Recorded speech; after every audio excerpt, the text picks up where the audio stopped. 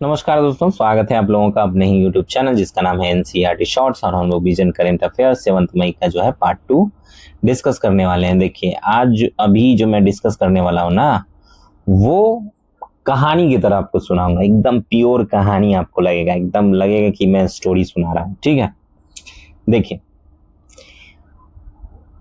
कभी ऐसे जेल के बारे में आपने सुना है जो एक टापू पर बनी हो?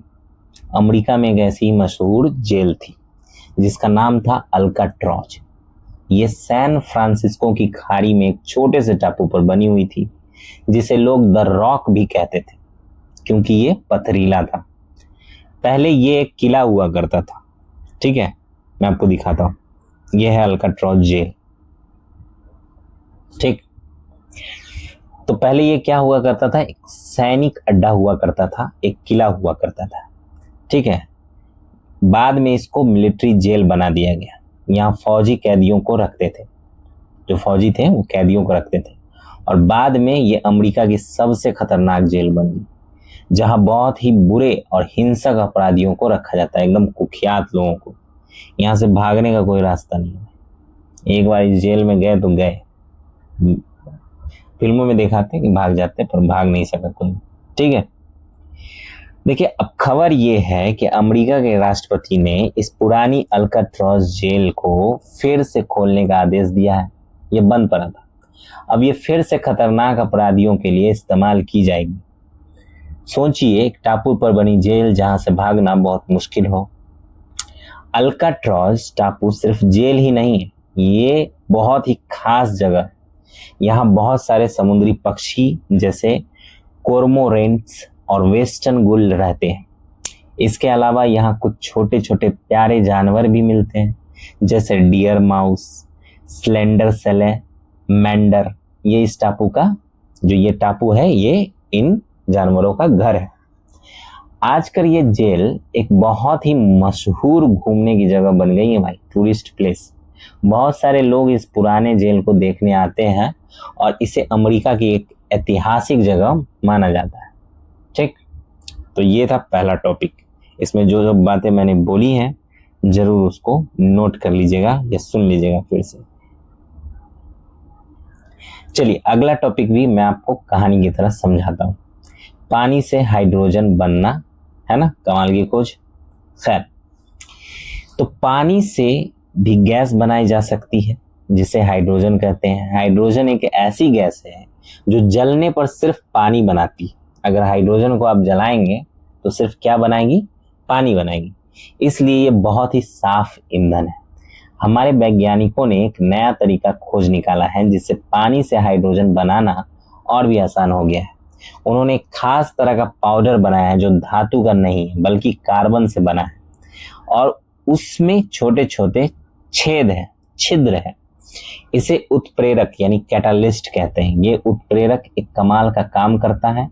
ये उत्प्रेरक यांत्रिक ऊर्जा का इस्तेमाल करता है, यानी काइनेटिक एनर्जी का, जिसे पीजो कैटालिसिस कहते हैं। क्या कहते हैं? Piezo catalysis. जब इस पर थोड़ा सा दबाव पड़ता है, ठीक है, इस पाउडर पर, ठीक है, इस उत्प्रेरक पर, तो या इसको हिलाया जाता है तो ये बिजली पैदा करता है। ये बिजली पानी के अणुओं को तोड़ देती है और उससे हाइड्रोजन गैस निकलती है। अब ये पीजो इलेक्ट्रिक प्रभाव क्या है? ठीक है, कुछ खास चीजें ऐसी होती हैं जिन पर जब दबाव डाला जाता है तो वो बिजली पैदा करती हैं। पीजो इलेक्ट्रिक शब्द ग्रीक भाषा के शब्द पीजो से आया है, जिसका मतलब होता है धक्का देना या दबाव डालना। सबसे मजेदार बात यह है कि ये जो प्रभाव उल्टा भी हो सकता है। ठीक है, मतलब अगर हम इन चीजों पर बिजली डालेंगे तो ये हिलने लगेगी। हिलाने पे बिजली पैदा होता है, उसी तरह अगर इस पे बिजली का प्रभाव डाला जाए तो ये हिलने लगेगी या दबाव डालेगी, जैसे एक जादू की तरह, जैसे एक जादू हो रहा हो, ऐसा लगेगा आपको। कुछ पीजो इलेक्ट्रिक चीजें हैं। बर्ली नाइट, गन्ने से बनी जो चीनी होती है वो भी पीजो इलेक्ट्रिक चीजें हैं। क्वार्ट्ज जिसको कहते हैं, एक तरह का पत्थर, ठीक है, कीमती पत्थर होता है। रोशेल सॉल्ट, टोपाज, ये भी एक तरह का कीमती पत्थर होता है। और हमारी हड्डी भी सोचिए, हमारी हड्डी में भी थोड़ी सी बिजली पैदा करने की शक्ति है। समझ गए? अब अगला टॉपिक है हमारा multi influence ground mine, MGM। ठीक है, इसको MGIM भी कहते हैं या MGM भी कहते हैं। समुद्र में मिसाइल परीक्षण हुआ है, इसको बनाया है DRDO ने। ठीक है, देखिए, भारतीय नौसेना यानी हमारी पानी की जो सेना है और DRDO, ये वो संस्था है जो हमारी सेना के लिए नए नए हथियार और टेक्नोलॉजी बनाती है, ने मिलकर एक कमाल की चीज बनाई है। इसका नाम है मल्टी इन्फ्लुएंस ग्राउंड माइन यानी MGM। ये एक तरह की खादान है जो पानी के अंदर लगाई जाती है। यह खादान इतनी स्मार्ट है कि ये दुश्मनों के जहाजों और पनडुब्बियों को पहचान लेती है। खासकर जो नई टेक्नोलॉजी वाले और चुपके से आने वाले होते हैं उसको और ज्यादा पहचान लेती।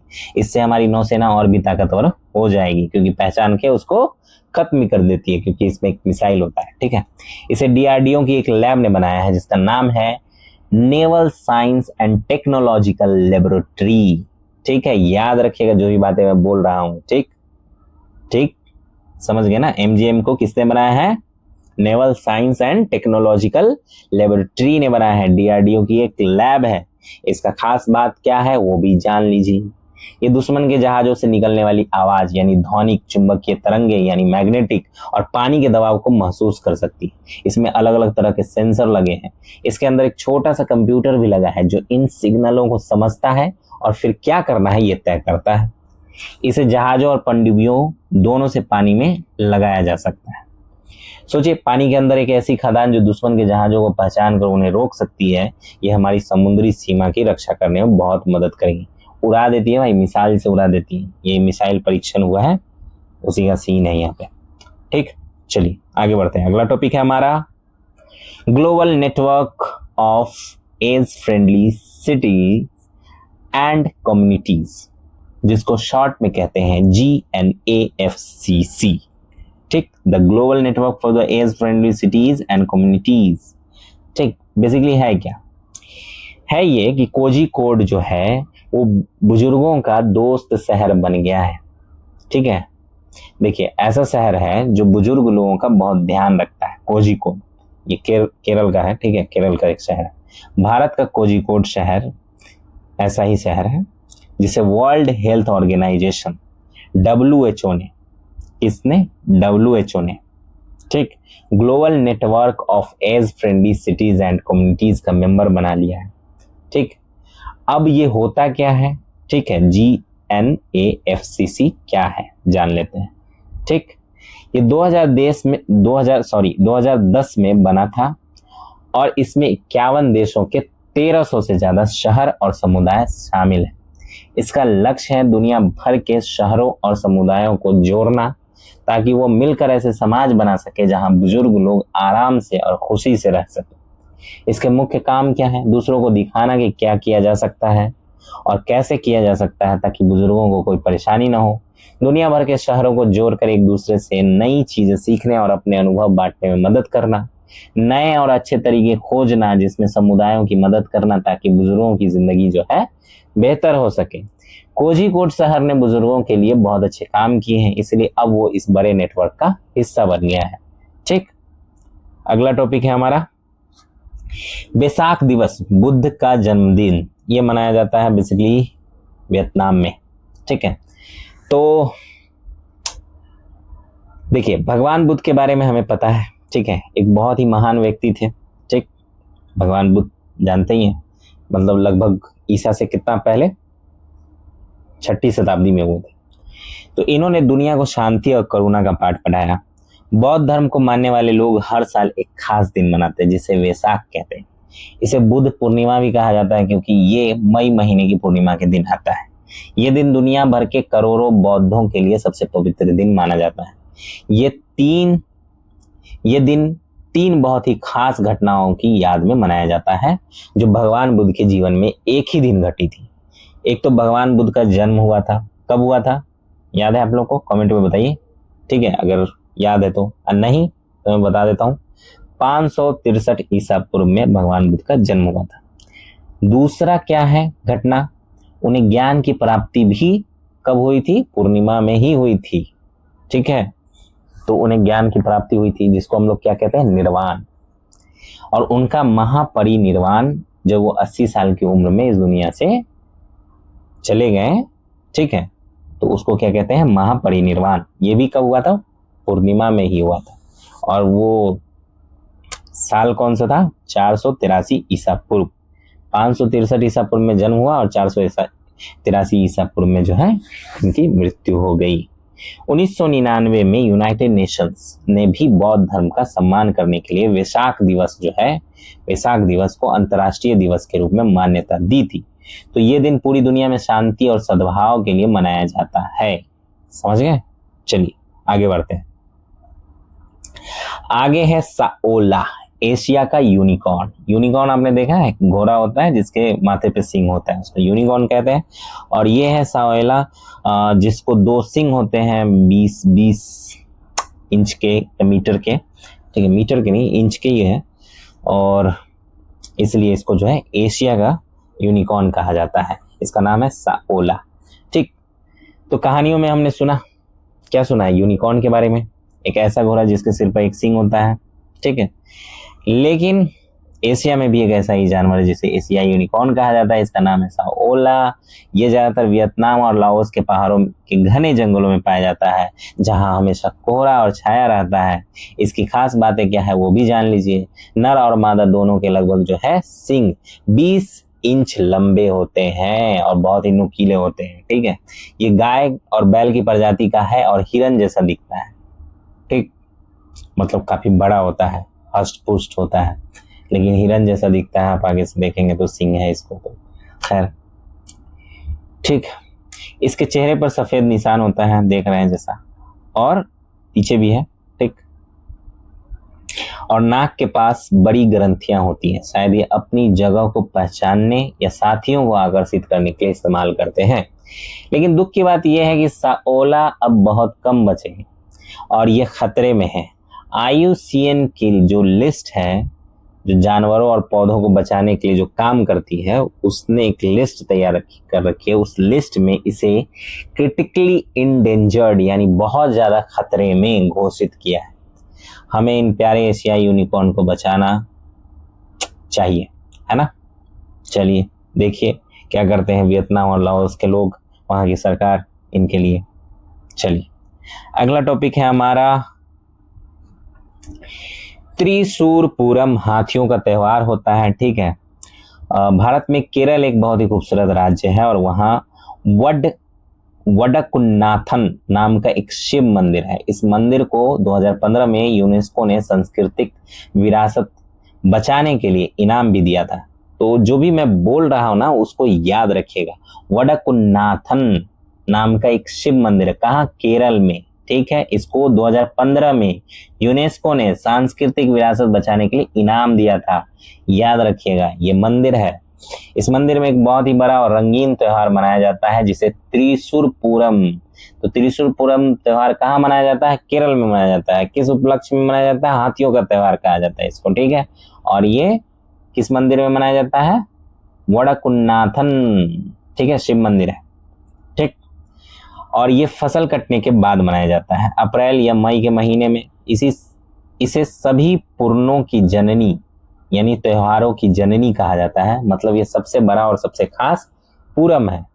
इसमें बहुत सारे देवी देवता सजे हुए हाथियों पर बैठकर, ऐसा मतलब उनके प्रतीक बैठते हैं, ठीक है। तो बैठकर क्या करते हैं, मंदिरों के मैदान में आते हैं। सोचिए, सजे हुए हाथी और उनके साथ पारंपरिक वाद्य यंत्रों जैसे चेंडा मेलम और पंचवादम की शानदार संगीत की प्रस्तुति होती है। इसे देखने में बहुत ही भव्य और बहुत ही सुंदर होता है। कभी अगर मौका मिले तो जाइए केरल में अप्रैल और मई के महीने में और ये जरूर देखिए, बहुत अच्छा। वहाँ का एक म्यूजिक जो है ना, और इसी त्योहार का एक म्यूजिक बाद में यूज किया गया था किसी पिक्चर के अंदर। खैर आगे बढ़ते हैं। अगला टॉपिक है हमारा NAI, पुरानी यादों का खजाना, जिसको कहते हैं राष्ट्रीय यानी भारतीय राष्ट्रीय अभिलेखागार, ठीक है, नेशनल आर्काइव्स ऑफ इंडिया, ठीक। देखिए पुरानी तस्वीरें और कागजात हमको देखना कितना अच्छा लगता है। तो भारत में एक ऐसी जगह है जहाँ पे 10 करोड़ से भी ज्यादा पुराने दस्तावेजों को डिजिटल किया गया है। इस जगह का नाम है NAI, जिसका मतलब है नेशनल आर्काइव्स ऑफ इंडिया। ये 1891 में कलकत्ता में शुरू हुआ था, तब इसे इंपीरियल रिकॉर्ड्स डिपार्टमेंट कहते थे। अब ये नई दिल्ली में है और ये हमारी संस्कृति मंत्रालय के अंडर में है। जो जो बातें बोल रहा हूँ याद रखिएगा। 1891 में कलकत्ता में शुरू हुआ, इंपीरियल रिकॉर्ड डिपार्टमेंट कहते थे, नई दिल्ली में है, अब हमारी संस्कृति मंत्रालय के अंडर में है। ये बहुत इंपॉर्टेंट है, अंडरलाइन कर लीजिए इसको। इसके भोपाल में एक रीजनल ऑफिस और भुवनेश्वर, जयपुर और पुदुचेरी में 3 रिकॉर्ड सेंटर हैं। याद रखिएगा ये सब बातें भी। NAI का नाम हमारे देश के पुराने और महत्वपूर्ण दस्तावेजों को संभाल कर रखना, NAI का काम हमारे पुराने और महत्वपूर्ण दस्तावेजों को संभाल कर रखना, जैसे सरकारी रिकॉर्ड, पुराने निजी पत्र, पुराने नक्शे और फिल्मों की छोटी कॉपी, माइक्रोफिल्म जिसको कहते हैं। ठीक, इसका हेड एक महानिदेशक होता है, जिसकी जिम्मेदारी होती है कि पुराने रिकॉर्ड्स को बचाने और उनसे जुड़े नियमों का पालन करवाने का काम ठीक से हो। सोचिए ये जगह हमारे देश की पुरानी यादों का कितना बड़ा खजाना है। ठीक, अगला टॉपिक है हमारा, ठीक, आखिरी टॉपिक है INS शारदा, मदद का जहाज जिसको कहा गया है। बेसिकली क्या है कि INS शारदा हमारी इंडियन नेवी का एक जहाज है। ये हाल ही में मालदीव के माफी लाफूसी, क्या कहते हैं, माफी लाफूसी गया था। वहां ये एक एक्सरसाइज में हिस्सा ले रहा था। ठीक है, अभ्यास के लिए मालदीव पहुंचा था। ठीक, एक्सरसाइज में हिस्सा ले रहा था जिसका नाम है मानवीय सहायता और आपदा राहत, HADR। इसका मतलब है कि ये जहाज लोगों को मदद पहुंचाने और मुसीबत के समय राहत कार्य करने के लिए तैयार किया गया है। मालदीव देख सकते हैं आप नक्शे के अंदर, मैंने नक्शा डाल दिया। यहाँ पे इंडिया हमारा, और मालदीव जो है वो छोटे छोटे द्वीपों का एक देश है। ठीक, अब मालदीव के बारे में बात करते हैं। तो मालदीव एक बहुत ही सुंदर देश है जो हिंद महासागर में, हिंद महासागर देख रहे हैं आप, हिंद महासागर में है। ठीक है, ये अरेबियन सी है, ठीक है, अरब सागर, और इधर बंगाल सागर, और दोनों को मिला के ये वाला जो क्षेत्र है, ये पूरा क्षेत्र जिसको हिंद महासागर कहते हैं। ठीक है, तो ये हिंद महासागर में। ठीक, तो ये छोटे छोटे द्वीपों से मिलकर बना है। ये भारत के दक्षिण पश्चिम में है। ठीक है, जैसे दक्षिण में है और पश्चिम साइड में है। ठीक है, तो इसको दक्षिण पश्चिम कहेंगे। और कुछ बातें और है जो मालदीव के बारे में आपको बता दूं, तो मालदीव की राजधानी है माले। याद रहेगा, माले, मालदीव, माले। ये पूरी तरह से कोरल रीफ, प्रवाल भित्तियों से बना है। यहाँ कोई नदी या पहाड़ नहीं है। मालदीव में दुनिया की 7वीं सबसे बड़ी कोरल रीफ सिस्टम है, और ये दुनिया के कोरल रीफ का लगभग 3.14% हिस्सा है। कोरल रीफ पानी के अंदर रहने वाले छोटे छोटे जीवों से बनी होती है जब वो मर जाते हैं, और ये बहुत सारे समुद्री जीवों का घर होता है। यहाँ के द्वीपों की औसत ऊंचाई जो है वो समुद्र तल से लगभग 1.7 मीटर है। ठीक है, ज्यादा नहीं है, सिर्फ 1.7 मीटर है। इसलिए यहाँ पर बाढ़ का खतरा जो है वो बना रहता है। INS शारदा जैसे जहाज हमारे पड़ोसी देशों की मदद के लिए हमेशा तैयार हैं। तो दोस्तों ये थी आज की हमारी आखिरी डिस्कशन, पार्ट 2 7 मई का। ठीक है, और बहुत ही मजेदार था। ठीक है, तो दुनिया भर की जितनी भी ज्ञानवर्धक और मजेदार बातें थी मैंने आपको बताई, कुछ कहानी की तरह और कुछ ऐसे ही खबरों की तरह सुना दिया है। ठीक है, तो उम्मीद है आपको सब कुछ अच्छा लगा होगा, अच्छे से समझ में आया होगा। अगली बार फिर मिलेंगे हम लोग नई खबरों के साथ, और तब तक के लिए बाय बाय, थैंक यू, धन्यवाद। लाइक, शेयर और सब्सक्राइब जरूर कर लें। ठीक है, चलिए, धन्यवाद।